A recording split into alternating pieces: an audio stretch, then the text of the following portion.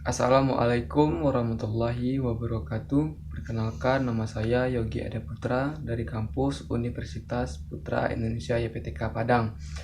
Baiklah, saya akan menjelaskan beberapa materi dari mata kuliah Supply Chain Management, yang diantaranya yaitu kemitraan dalam berbisnis. Kemitraan atau partnering memerlukan pemikiran bersama tentang bagaimana tetap menjaga kepuasan para pelanggan. Ini tanpa meningkatkan penimbunan inventory, yang merupakan pengurangan kemampuan berkompetisi. Adapun prinsip-prinsip kemitraan yang pertama yaitu mempunyai tujuan yang sama. Sebenarnya semua perusahaan itu memiliki tujuan yang sama, yaitu untuk dapat hidup dan berkembang. Terus yang kedua, saling menguntungkan. Saling menguntungkan adalah motivasi yang sangat kuat, bahkan mungkin yang terkuat bagi kedua belah pihak untuk melakukan dan melanjutkan kemitraan. Yang ketiga, saling mempercayai. Saling percaya tidak hanya pada kejujuran dan iktikat baik, tetapi kapabilitas untuk memenuhi perjanjian dan kesepakatan bersama, misalnya ketepatan waktu pembayaran, waktu penyerahan, dan mutu barang. Yang keempat, yaitu bersifat terbuka. Transparansi dapat meningkatkan sikap saling mempercayai, dan sebaliknya pula saling mempercayai memerlukan saling keterbukaan. Selanjutnya yaitu yang kelima, mempunyai hubungan jangka panjang. Dua pihak yang merasa saling percaya, saling menguntungkan, dan mempunyai kepentingan yang sama cenderung akan bekerja sama dalam waktu yang panjang. Dan yang terakhir yaitu perbaikan dalam mutu dan harga atau biaya. Prinsip dalam kemitraan adalah kedua belah pihak harus senantiasa meningkatkan mutu, efisiensi, biaya, dan harga barang atau jasa dimaksud.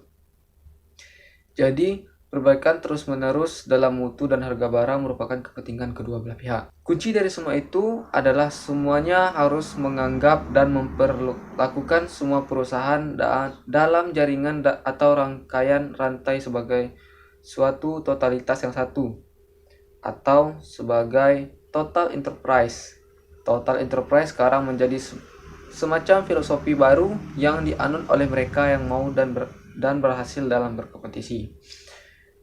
Kompetisi tidak lagi antar satu perusahaan dengan perusahaan lain, tetapi antar total enterprise yang satu dengan total enterprise yang lain. Kesadaran baru ini dapat memacu lagi perusahaan untuk meningkatkan kerjasama dalam kemitraan bisnis tersebut. Materi selanjutnya yaitu tentang implikasi strategi manajemen rantai pasokan. Implikasi secara umum memiliki pengembangan manajemen logistik. Yang pertama, implikasi secara umum. Yang pertama, pengembangan manajemen logistik. Manajemen rantai pasokan pada hakikatnya pengembangan lebih lanjut dari manajemen logistik. Dan yang kedua itu bertahap. Maksudnya proses evolusi yang bertahap meliputi integrasi atau internal, yang dimaksud mengutamakan integrasi logistik dan mengupayakan keunggulan internal. Yang kedua, membentuk jaringan atau networking eksternal, membangun konstruksi jaringan dan menjadi pemimpin dalam industri bersangkutan. Yang ketiga, perubahan sikap mental. Kesulitan utama terletak pada waktu peralihan dari tahap integrasi internal ke pembentukan jaringan eksternal yang memerlukan perubahan mental secara drastis. Hanya sebagian kecil saja yang sudah paham tahap jaringan eksternal. Selanjutnya, pemanfaatan teknologi informasi. Teknologi informasi dapat digunakan sebagai katalisator percepatan dan keberhasilan supply chain intranet dan internet. Selanjutnya, menciptakan keunggulan kompetitif. Tujuannya untuk menciptakan keunggulan kompetitif. Persaingan tidak lagi antar perusahaan, tetapi antar rantai pasokan yang satu dengan rantai pasokan yang lainnya, atau antara jaringan perusahaan yang satu ke jaringan perusahaan yang lain. Selanjutnya, implikasi terhadap manajemen mutu. Pertama, pengertian dan pendekatan. Pengertian mutu tidak lagi hanya sesuai dengan spesifikasi, tetapi lebih luas dari itu, yaitu segala sesuatu di luar harga yang dikehendaki oleh pelanggan, seperti waktu penyerahan keandalan memenuhi janji, bentuk atau estetika dan ketahanan produk, keamanan produk, dan layanan purna penjual. Selanjutnya, keikutsertaan pemasok. Dalam perencanaan desain keikutsertaan peran pemasok, dalam konsep kemitraan, fasilitas pemasok dapat digunakan sebagai R dan D, sehingga perusahaan tidak perlu membuat dan mengembangkan bagian R dan D sendiri. Selanjutnya, benchmarking.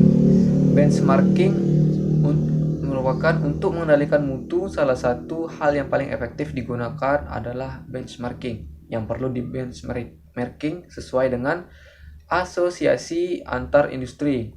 Misalnya model yang terkenal dengan nama SCORE atau Supply Chain Operation Reference. SCORE mengeluarkan standar ukuran kinerja manajemen supply chain yang dapat digunakan untuk perbandingan antara industri. Selanjutnya, implikasi terhadap organisasi. Yang pertama yaitu bentuk organisasi. Bentuk atau pola organisasi yang perlu dikembangkan, organisasi horizontal, yaitu berdasarkan proses dan bukan fungsi. Yang kedua, komunikasi antar mata rantai harus dilakukan secara rutin, transparan, terbuka, spontan, dan harus dirasakan serta merupakan kebutuhan sehari-hari. Komunikasi antara mata rantai harus dikembangkan sehingga menjadi seperti komunikasi antar bagian di dalam perusahaan sendiri. Selanjutnya yaitu pemikiran secara win-win. Perlu dikembangkan konsep win-win secara terus-menerus. Selanjutnya, implikasi terhadap biaya dan nilai tambah. Implikasi terhadap biaya dan tambah ini memiliki analisis value chain. Analisis ini mengasumsikan bahwa tujuan ekonomis dasar perusahaan adalah menciptakan nilai meliputi primary activities, terus ada support activity. Selanjutnya yaitu target spesifik dan kuantitatif. Spesifik misalnya tentang lead time, biaya logistik, serta tingkat layanan. Kuantitatif misalnya pengurangan biaya sebesar 40% dalam 2 tahun dan sebagainya. Selanjutnya yaitu cost added and value added activities. Membedakan kegiatan yang hanya menambahkan biaya, kegiatan-kegiatan yang betul-betul memberikan nilai tambah. Prinsip menghilangkan kegiatan yang sama sekali tidak memberikan nilai tambah dan mengefisiensikan secara optimal kegiatan yang memberikan nilai tambah. Selanjutnya, implikasi terhadap manajemen hubungan dengan pemasok. Yang pertama itu rasionalisasi. Pembatasan jumlah supplier sampai tingkat yang paling efisien dan manageable untuk pemasok. Kunci perlu dikembangkan ke arah kemitraan bisnis.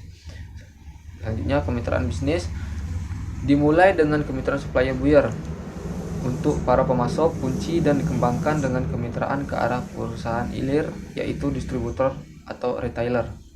Selanjutnya, outsourcing. Outsourcing salah satu bentuk meningkatkan efisiensi dan efektivitas dari beberapa bidang kegiatan yang di-outsource kan bukan bagian kegiatan utama karena tetap ditangani perusahaan sendiri. Mungkin hanya itu saja beberapa materi dari supply chain management yang dapat saya sampaikan di dalam video ini. Lebih dan kurangnya saya mohon maaf. Assalamualaikum warahmatullahi wabarakatuh.